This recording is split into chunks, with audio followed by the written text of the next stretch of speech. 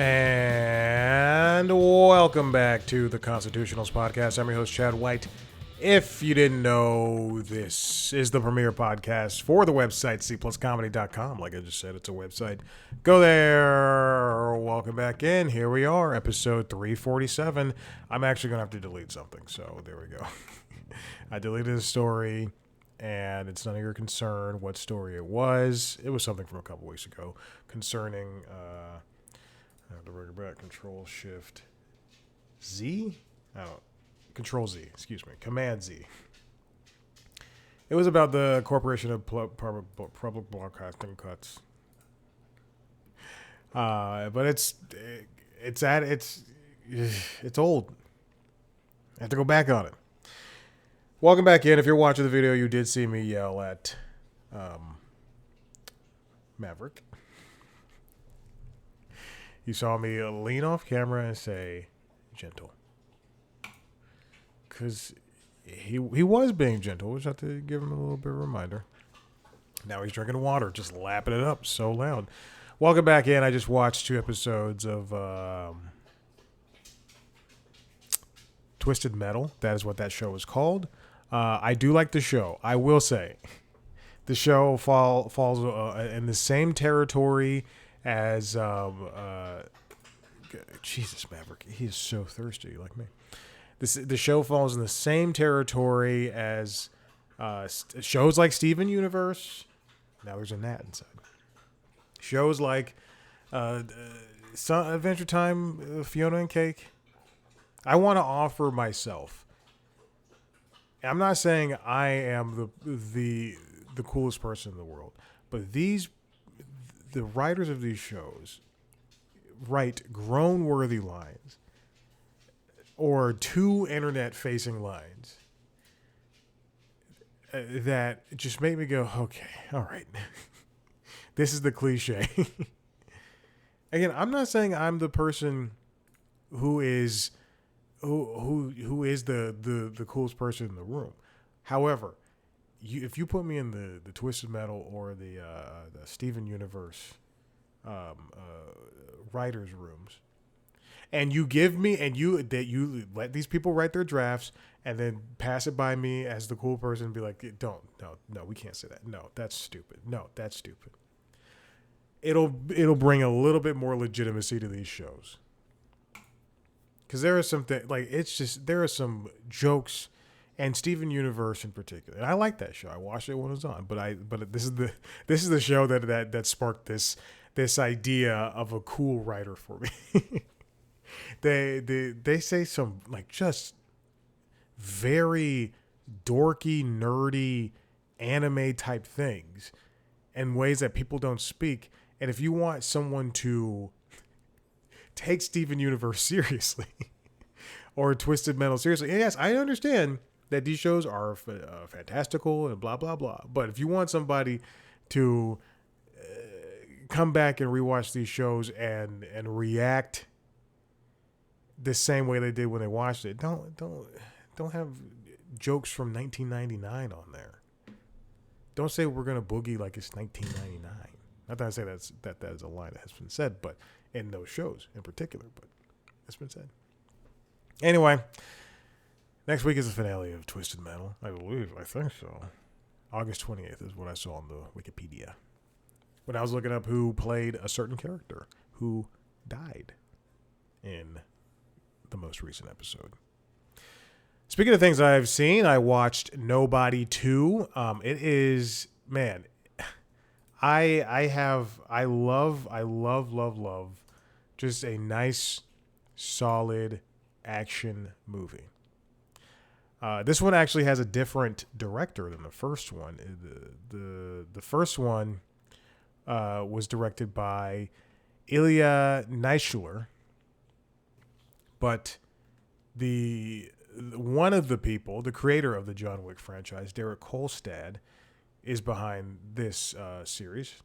It was also produced by David Leitch, who is behind the John Wick, the first 2 John Wick films, as well as Atomic Blonde, Deadpool, Fast and Furious Presents Hobbs and Shaw, as well as the Bullet Train movie A movie that was boring because of length, but otherwise it was great. He also did Fall Guy. I love Fall Guy. He's also doing a movie called How to Rob a Bank. Let's see. One person of color, two person of color. Okay, I can watch this movie. That's how I watch movies. It's very true. It's not a joke. Wow, this David Leitch has done every single movie that he's done I've enjoyed. And yes, I enjoyed Hobbs and Shaw. Also, he only did one John Wick. He was the uncredited director with Chad Stahelski. Who is he still with the franchise? Let's see. Filmography. He did all of the John Wicks. He also did Day Shift, a movie I enjoy. He also did Ballerina. He was just a producer on those movies, with the exception of 4. John Wick Chapter 4 was Bruised. Oh, looks like it's a boxing movie starring Halle Berry and directed by Halle Berry. All right, maybe I'll check that out. Anyway, but Nobody 2 was directed by Timo Tjahjanto. I believe he's Indonesian. And I looked at all the movies that he directed with a person named Kimo Stamboel. They're known as the Mo brothers. But I looked at all the movies that they directed and he directed, and they look really fun and fantastic. And Nobody 2 is Timo's first foray into American action movies. He did a really good job. I would say the biggest issue with this movie is that it's 89 minutes long. And for every other movie that I've seen in theaters or at home that has been that short, it hasn't been an issue as of yet. With The Naked Gun, that was 90 minutes, and that was really good and interesting. F1 the movie could have been longer, although I did have to pee at the very last part. I was thinking about Wicked. Wicked and F1 the movie were two movies that I've seen in the last year that I mistimed drinking my water, finishing my water during, because in F1 the movie, F1 the movie I had to go during the movie, which I try not to do, but I think I was like chugging water because it was so hot that day. I biked to the theater, and then I think like 20 minutes in, I was like, I have to go pee, so I ran. And then, again, I've told the story when I saw that on this episode. I told the story on this podcast, but I ran out of the theater along with a bunch of other men, and we all peed, and then we all went back into F1 the movie to finish out with empty bladders. And then for Wicked, I was thinking about that this morning in particular because I was listening to Defying Gravity in the shower, and as I was looking down at my penis, and I was listening to Defying Gravity and the film version of the play version, the musical version, and it just brought back this memory of me being in a theater thinking that the movie was almost over. I think roughly 20 to 25 minutes before the movie actually ended. And then I had to bike home. I didn't have to, but I also don't want to use the bathroom at the same time as like people leaving the theater. I try not to use the bathroom in public at all. But anyway, back to Nobody 2. Again, Derek Kolstad co-wrote this movie, and it follows Hutch and his family going on a vacation and trying to be a family. It's really fun and really enjoyable. It moves very quickly. You get to see RZA again. You get to see Christopher Lloyd again. If anything, and Hutch is basically in debt to the barber, as well as the government because of what happened in Nobody 1, which makes sense. But if anything, Sharon Stone does not get enough time to do some crazy stuff, and she's a very crazy actress in this movie. It's wonderful. She also has 2 henchwomen who are stunt women. They're both stunt women. I had to look it up. First of all, I had to go on IMDb because they weren't credited. I don't think they were credited, but I didn't know their names. They weren't given names. They weren't given names in the movie. What is the name of Sharon Stone's character? Sharon Stone's character's name is Ladina, which is a very funny name. Lindina, excuse me. But they weren't given names in the movie. So I had to go to IMDb when I got home and then just peruse all of the pictures. Again, since they weren't given names, I had to look at all the pictures and click on just random pictures of IMDb and be like, no, no, yes, no, no. Anyway, they're fantastic women who now I can't name, apparently. Let me see. Oh, and they're beautiful, obviously. That is 100% the main reason I looked them up. Let's see. Let me scroll to the bottom of my IMDb page. How do you know? Okay, recently viewed. Rochelle Okoye and Megan Hui. They're both stunt women. Excuse me, action. They're both action women. They're both stunt women, and they did a fantastic job in the movie, fighting and doing stuff. I enjoyed it. I don't think this movie is going to do well enough to warrant a sequel, but I would love to see a sequel in it. At the same time, I would love to see a follow-up to Ballerina. And if not Ballerina, then I would love to see another movie in the world of John Wick. I will not watch the TV show. I will not support Mel Gibson. I don't care how. I'll watch any spinoff of anything. As long I saw there's a Street Fighter movie. Street Fighter. I saw there's a Street Fighter movie, and I went great because I was who's the woman playing Chun-Li. She was in something that I was watching. Let's see, Street Fighter 1994 film. Cancel sequel and reboots. Legendary is doing the new Street Fighter movie. And upcoming films. Let me scroll down. All right, so it's coming out in Jesus Christ, Street Fighter. Okay. Noah Centino is going to be in it. Jason Momoa is going to be Blanca. Roman Reigns is going to be Akuma. Orville Peck is Vega. Kalina Liang is Chun-Li. Oh, why did I look her up? Oh, because she was in Presence, a movie starring Lucy Liu. She's playing Lucy Liu's daughter. And for some reason, Curtis 50 Cent Jackson is Balrog. So I was going through this list of the cast, and I went, all right, well, it's I guess they're aiming along the same lines as the Mortal Kombat movie, which, no offense, is casted very sporadically. Again, I enjoyed the Mortal Kombat movie, and I cannot wait for the sequel, starring Mehcad Brooks, who I assume left Law and Order so he could do more of these Mortal Kombat movies. But, because he did leave Law and Order, he's leaving this season. I was looking through the cast, and Andrew Scholes is in this movie. And I will not go see that movie because of that turd. I don't want to support a racist. Anyway, Nobody 2, go see it. It was excellent. All right, let's move on to the first story. We have a new name for MSNBC, and it's fucking dumb. Now I have to make this episode explicit. I never do that. It's called MS Now. This comes from the New York Times. Goodbye, MSNBC. Hello, MS Now. Written by Benjamin Mullen. The name is very backwards. In fact, I would say it's probably one of the worst television names out there. I would say it's one of the worst names of anything. It's worse than Versant. Versant is the name of the company, of its new parent company. It's so stupid.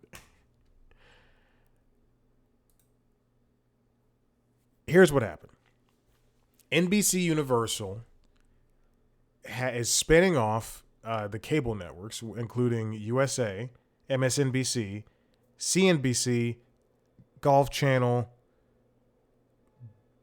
basically Oxygen, Sci-Fi, E, and Universal Kids, which is still going. That's crazy. Anyway. Oh, no. Versant's only going to include CNBC, Fandango, Golf Channel, MSNBC, Oxygen, Sci-Fi, and USA, and Sports Engine. I don't know. I assume Universal Kids is going to be shut down. I can't imagine that still goes from this point forward. Oh, it's done. Yeah. Universal Kids is dead. Okay. Anyway, so they're spinning off the company, and they're keeping Peacock, NBC Sports, whatever. The parent company will still be Comcast, a little bit. They'll have 33%. I don't know the true ownership. It's going to have the same structure as Comcast. Oh, and then it's going to trade independently after that. Okay, well, anyway. MSNBC, they can't keep the affiliation with NBC. I don't know what CNBC is going to turn into. I assume we'll get a name for that soon enough. But it'll be MS Now. The thing is, all the comments I saw online were that the MS in the MSNBC stood for Microsoft. So why can't they keep the NBC part? Anyway, My Source News Opinion World, one of the dumbest names I've ever seen for a company, including Singular Wireless. I've been on a real kick of watching just old episodes of X-Play and Attack of the Show. I miss old G4. I think there's a way it could still be around right now, and yes, I did watch the new one. I'm just saying. And the Attack as well. I'm just saying. I think there's a way that it could still exist. I miss it. I also last night watched Lunatics Unleashed. The Kids WB Saturday morning cartoon starring Looney Tunes characters in unleashed form. It's a great show. There's just something that those shows awaken in me. There's a safety. Anyway, it's such a dumb name. It's just a dumb name. And Rebecca Cutler, who's the current president of MSNBC, said in a memo that they're going to still provide breaking news and best-in-class opinion journalism. It just feels like they cobbled together 5 different words. My Source, okay, news, opinion, world. It just doesn't make sense. Please stop. Stop. Move. Oh, Jesus. Move. Good Lord. I get what they're trying to. Oh, excuse. Yeah. See, MSN was a throwback to Microsoft, developed in the 1990s. It just feels like they're overreaching. They're overstepping. How can you combat? Your biggest rival is Fox News. So how can you combat that company, that network, when you have a stupid name and they trounce you in the ratings? Like it doesn't make sense that you come back with 5 words, 2 of them that only deal with each other, and the 3 that are just dealt with with slashes. It doesn't make sense to me. I feel like the news world, along with the cable, along with the television world, is in an upheaval that is going to take a downturn when you look at it from a broader picture. We have companies coming together where 5 years ago they were apart. 6 years ago they were apart. 7, 8, 9, 10. It feels as though we keep this ebb and flow in an industry that doesn't need that much movement. My point is, we have all these streaming platforms, but now they're coming back together and creating a pseudo package where people can pick and choose what they want to watch, but in the end, it's all the same thing. YouTube TV, and then you have HBO Max, and then you have Disney Plus, and you have ESPN, and you have that. And then people are going to be sectioned off and sheltered and they're only going to watch what is the most popular or isn't. I know I'm going off on a lot of tangents here, but the idea that MSNBC, a name that is worldwide known, is going to transform into something that somebody would write as like a placeholder fake news channel on an action movie, on a B action movie that didn't want to pay for the MSNBC license or the CNN license. It's astounding to me. Speaking of news changes, if you're here in Atlanta, you will have noticed that there's been a soft launch of sorts when it comes to their change, to the change of the city of the local news. This comes from Adweek, written by Kevin Eck. CBS Atlanta to soft launch this weekend assures viewers on-air folk will know Atlanta. I'm going to make this as succinct as possible. The CBS affiliate, which renamed itself to Atlanta News First, which sounds like some alt-right bullshit. It renamed itself to Atlanta News First, I think last year or the year before. They, along with CBS, ran CBS Pro. They were a CBS affiliate channel, and so they were on the CBS network. All right. CBS also owns the CW, so there's the CBS owned CW network on local broadcasts. And then if you live in the Atlanta area, I assume in Georgia as well, there's a network called Peachtree TV.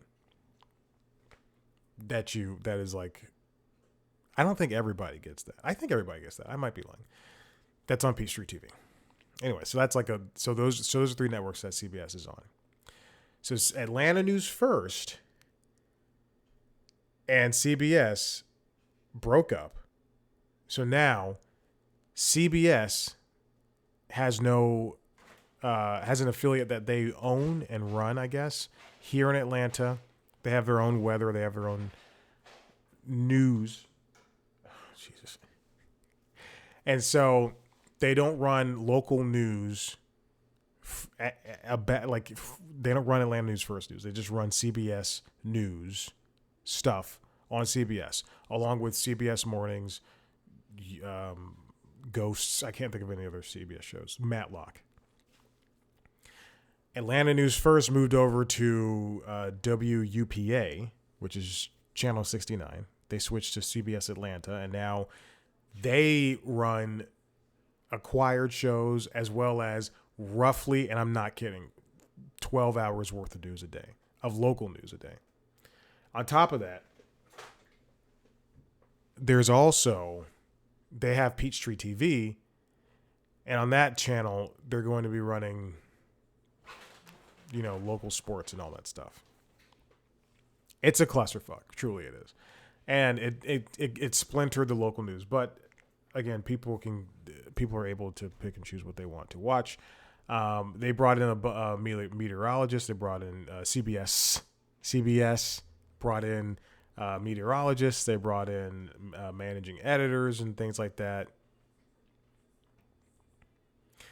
And right, last Saturday it launched on YouTube TV. That network, WUPA, is not a part of the multi-view. You can't put it. So if there's an Atlanta Dream game, which will be airing on CBS Atlanta and Peachtree TV, those two networks, then you can't. It's not going to be able. You're not going to be able to watch it.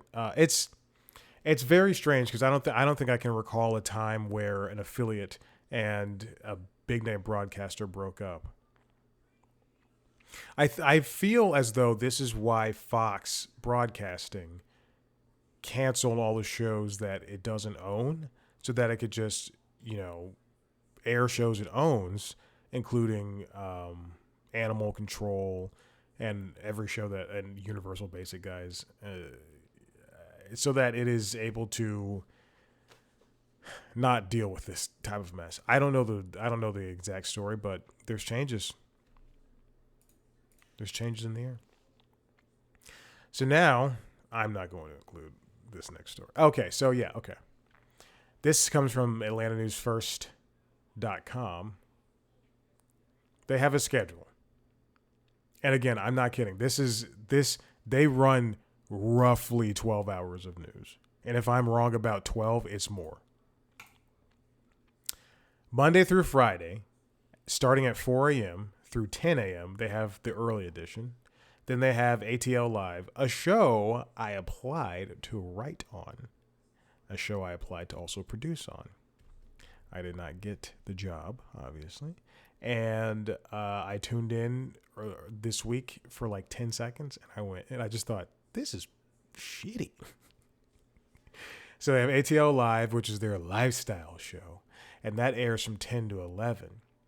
And then there's also a block from 1 to 2. And then there's a news, Atlanta News First live at noon. So for an hour.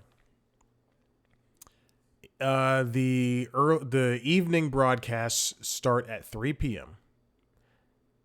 and continue until 6 p.m. At 6:30, they have First Alert Weather Extra. At 7 p.m., they've got news again. And then at 9, 10, and 11, they have more news. And then they have a sports overtime show, so 11:35 to 12, which is going to cater to Braves, Dream, Hawks, Falcons, Georgia Bulldogs, Georgia Tech Yellow Jackets, Atlanta United, and everything in between is what they write here. So from 4 a.m. until 12 a.m. Oh, I was wrong. There's 16 hours of news. And then on the weekends, they have a Saturday and Sunday morning show from 8 to 10. They also have a political show that starts at 11 on Sunday.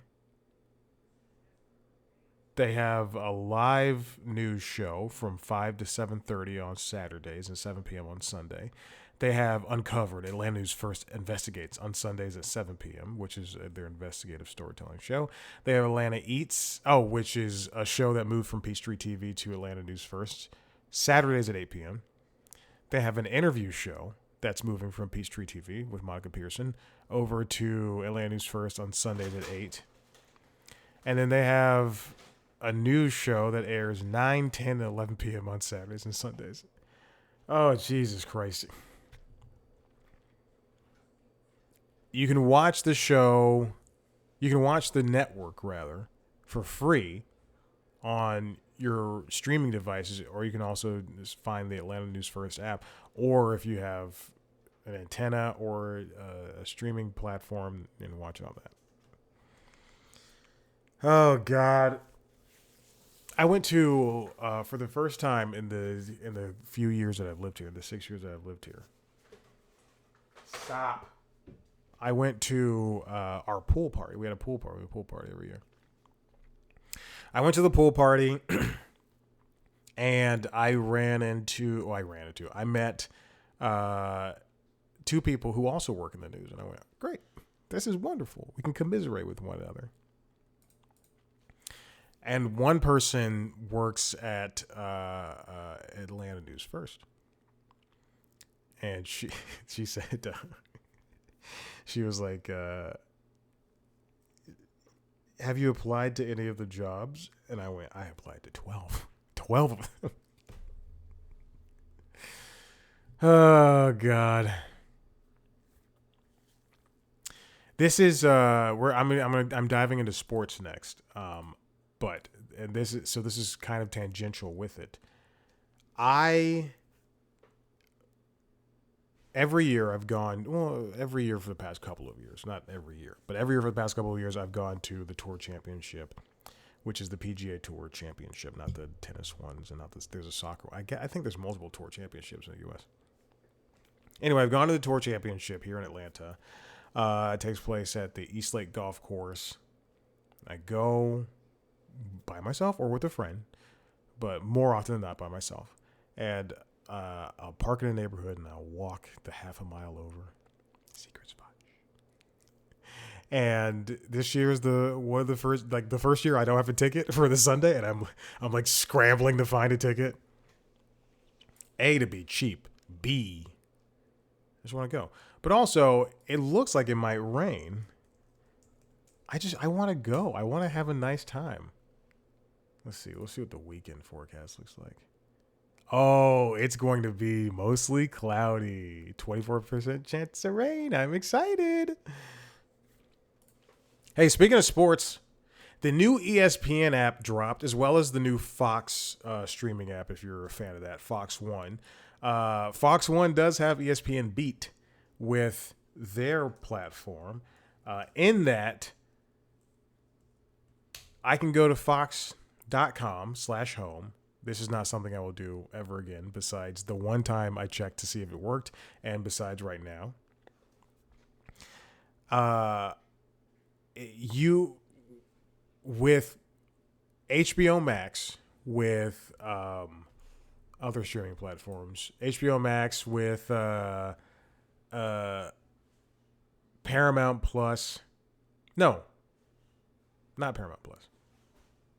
Anyway, with a lot of streaming platforms, you can take your subscription if you subscribe to Hulu with live TV or Charter Spectrum or YouTube TV or Dish Network, and you can just sign into those apps, the streaming apps, with your provider. Fox One, you can do that. It launched yesterday, August 21st.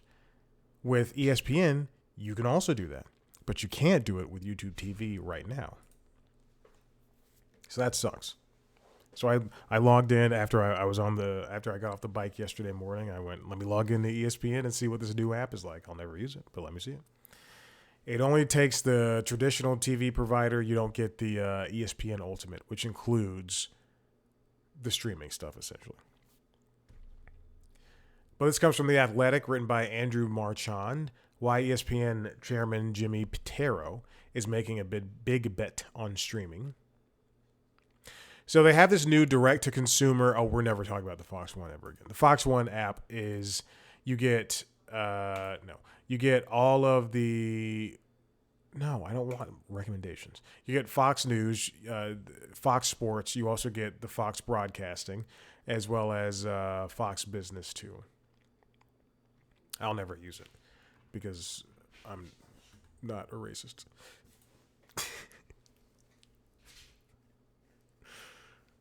When I worked at Bounce TV, the person that sat next to me prior to the pandemic, I can't remember his name. He's a very, very nice guy, like overtly nice, like way too nice.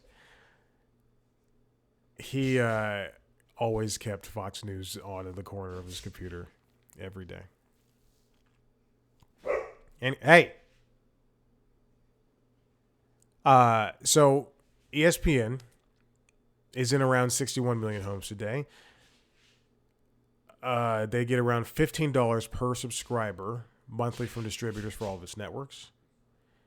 It's still a good amount of money, but it lacks, buddy, chill out. It lacks in comparison to the 100 million subscribers that they had in 2010.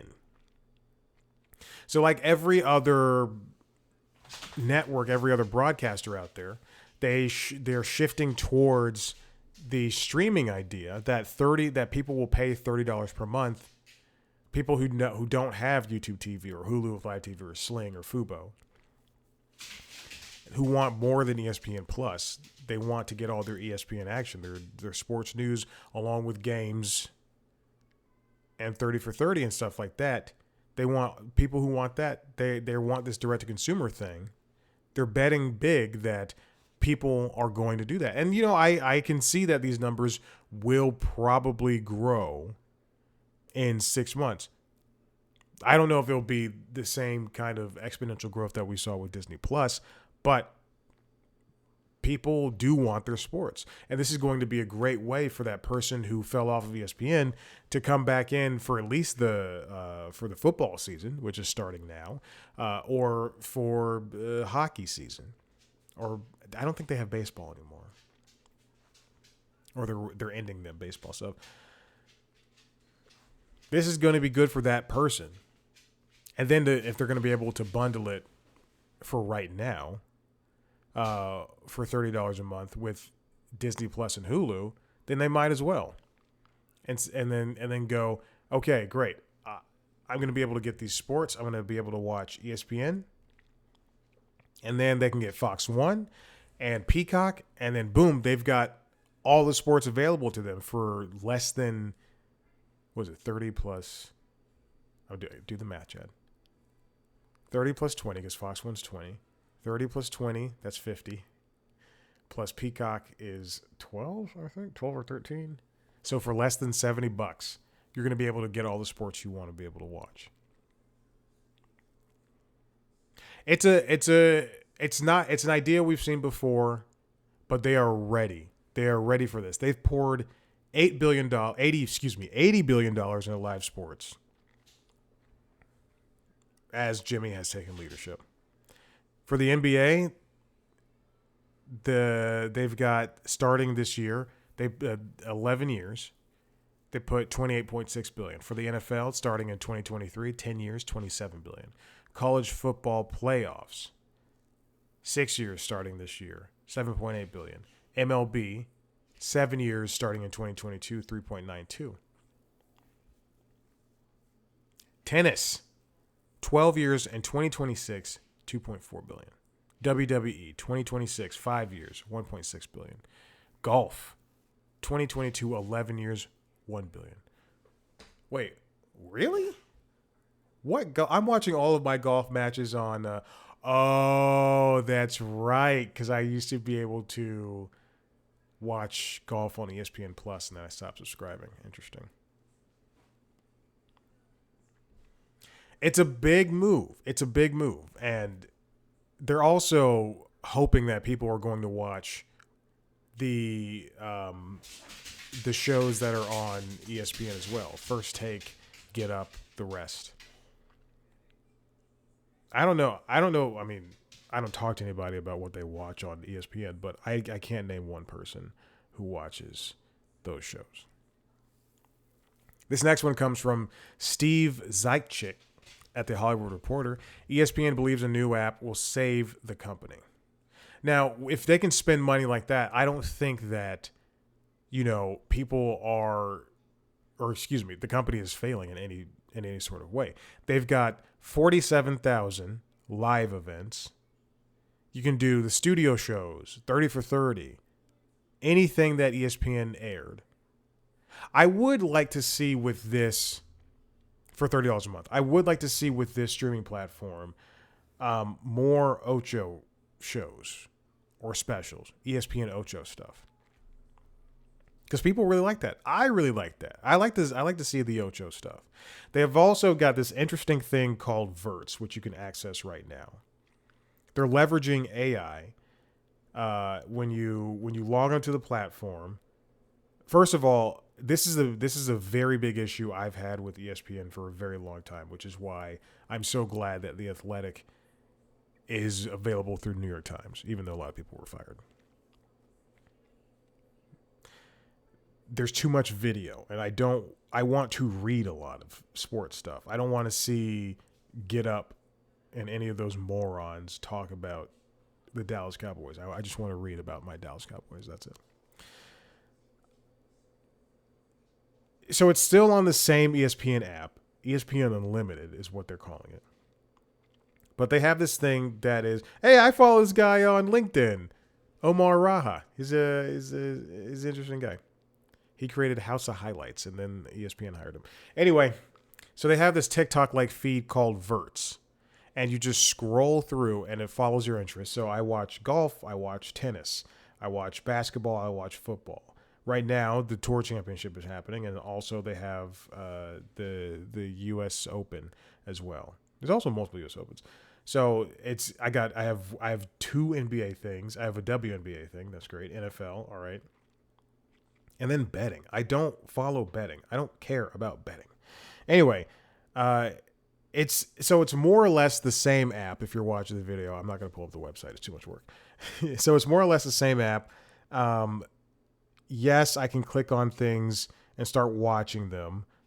For some of them, I can't because YouTube TV is not a part of the affiliation yet, I assume it will be at some point, then you'll be able to watch, shows like the ESPN original The Kingdom, as well as ESPN Plus stuff, which includes different camera angles of PGA tours, different tennis matches that are happening that aren't on television. It's more or less the same thing. Oh, and they also have a personalized sports center, which is so crazy. I turned it on yesterday, and they have the voice of hold on, I got to find out who the voice is. Oh, I got one voice. So they have Hannah Storm, Omar Raha, and two other voices.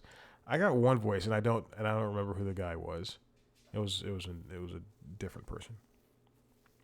But it's AI generated, and it'll say, "Hey Chad, this is your sports center," and then they'll go and talk about that stuff. And there's also so much interactivity, which I'm not a huge fan of. So you'll be able to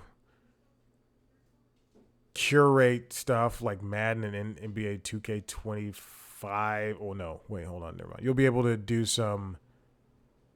It'll be a curation. Sports Center for You is what it's called. I'm just not a huge fan of it. Sorry, I'm quickly reading what I usually do. Oh Lord, oh my goodness, they used AI to NBC used AI to recreate Jim Fagan's voice. I didn't know that in an ad for Peacock and Roundball Rock. I had no idea using Roundball Rock. I had no idea. That's insane. Now, ESPN's operating income fell by 17% this quarter in January through March, the first quarter of this year, but it still earned $650 million. This will probably bring in a lot more money for them, which is excellent, to say the least. But it'll be tricky, because I do think that the idea to have this included with your streaming pay package is great. But is it going to be enough? And I think what investors will only see are the numbers. Hey, this many people have access to ESPN, so we're going to count that. And so that will be what that is. But will it be something that people glom onto in the end and continually watch? Because again, a lot of people, Denzel Washington included, think that there are too many people commenting in the world of sports who don't know anything about sports. And it's true. I would say sports analysis is worse than cable news. I would rather watch cable news shows than watch First Take or really hear anything that Stephen A. Smith has to say, or watch anything on FS1. With the exception, and I will continually say this, with the exception of the niche networks or the niche shows. That's why Inside the NBA was so good. And we're only going to get one episode of that this year, which really sucks. But Good Morning Football, I think, prior to the LA move, that was a wonderful show because it was just people talking about football and also making it fun and funny prior to the LA move. The NBA Network had a lot of good analysts as well and good shows. MLB Network, when I had access to it from YouTube TV, was nice and chill. And, that's the thing. That's what the thing is. I just don't like these people yelling and talking about sports and trying to be, entertaining and fun. Recently, I have gone on a search for, and I hate to do this, but I've gone on a search for podcasts about sports, and I liked All the Smoke. I don't tune into that show often, if at all. I like All the Smoke, but I tuned into two in particular. No Laying Up, which is a golf podcast. I've not listened to a lot of it, but I've listened to some episodes, and I enjoy just a nice, good conversation about golf. And then Andy Roddick also has a tennis podcast, and I think it's great. I think he's a good interviewer, and yeah, I'm sure there are more. I would love to find a good basketball podcast. But for what it's worth, even on SiriusXM, the NFL channel, the NBA channel, the PGA channel, it's just people talking. I don't need all the visuals and the bright lights and all that stuff and the trying to be funny. It works in that on that spec. I don't know what I'm saying anymore. I'm very hungry. Also, I have to feed things in this house. You may have seen me reaching around for. Well, first of all, hold on. Listen, if you like what you heard here, head to the website cpluscomedy.com. We'll keep an eye on this ESPN thing, cpluscomedy.com, where you can see me talk to famous people. Sometimes if you want to watch a video version of this show as well as a video version of the other podcasts, Late Night Lately, the Late Night Show. It's on hiatus at the moment, and LinkedIn Logs, the Jobs podcast, is back from hiatus. Go to youtube.com/cpluscomedy, where you can also see the video version of me talking to celebrities under the interviews. Subscribe to all those shows wherever you get your podcasts. You want to follow us on social media? TikTok, Instagram, Blue Sky at cpluscomedy, me at Chad Blackwhite. Thank you so much for listening. We'll see you next time. Bye.